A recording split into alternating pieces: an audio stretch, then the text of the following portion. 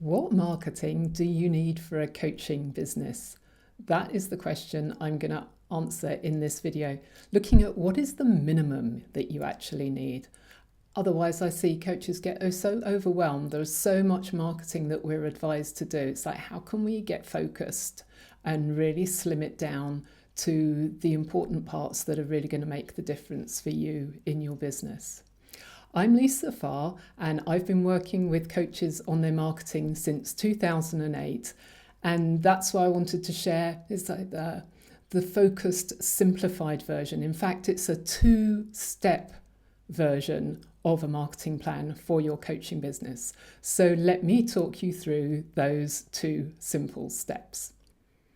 Step one, you need to know how to generate leads. So you need to know how to get people interested in what it is that you offer. So let me unpack that for you a little bit more. In this step, you're looking at your target market. So who are your ideal clients?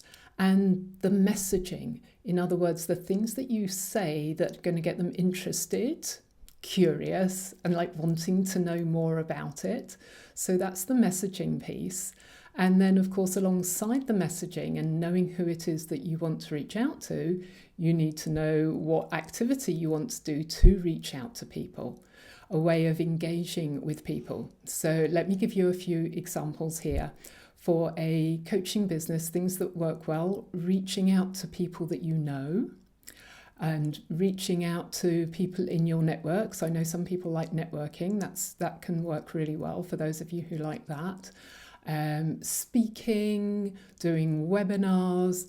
There are many, those are just examples. There's social media, there are many different examples here, but you need a way of getting out there so that people get to know you. That's really the key point. People can't do business with you if they don't know of your existence. So it's all about raising visibility and getting out there with your message. So that is step one, lead generation. Step two, you need to know how to convert people from being interested to being paying clients. So it's all about conversion. In this step, you're looking at once people get interested, how do you follow up with them? How do you get them to a further meeting with you? That skill is really an essential one because otherwise they're not going to buy anything from you just from one simple conversation. You really need a deeper conversation with people before they're going to buy coaching. So the skill is getting people to that further meeting with you or follow-up meeting perhaps. And then also, once you're in that meeting, I would call it a sales conversation. When you're in that sales conversation, how do you use a coaching style? So I use coaching style questions, but there's a structure to it that really works reliably. So having a reliable structure to that conversation, to that meeting, to help people move from just being curious and interested to being signed up with you, hopefully. Sometimes if it's a bigger project, it might take a couple of conversations. But if it's a one-to-one coaching client, from one conversation, quite often you can convert them into a client. And the key place that I see coaches often getting stuck here, it's like, how do you transition from those coaching style questions to talking about your program and your pricing? It's like a little bit of a switch there. And that's critical because otherwise you can get somebody, it's almost like 80 to 90% of the way to wanting to work with you. But if you don't explain or have the opportunity to talk about the program and how you work and the investment that they're going to make, it's like then they're not going to get over the threshold, so to speak, to actually work with you. So that's really important. It's like there's a little bit of a switch, but doing it in a very graceful way so that people don't feel that they're being sold to, because I don't think that's a good match for when we're offering coaching and that's our way of working. We don't want to be doing what they call almost like a bait and switch. You're baiting somebody and then you're suddenly switching round and then trying to sell to them. That won't go down very well and it's totally unnecessary. So it's like really getting these skills for yourself to be able to convert people is crucial.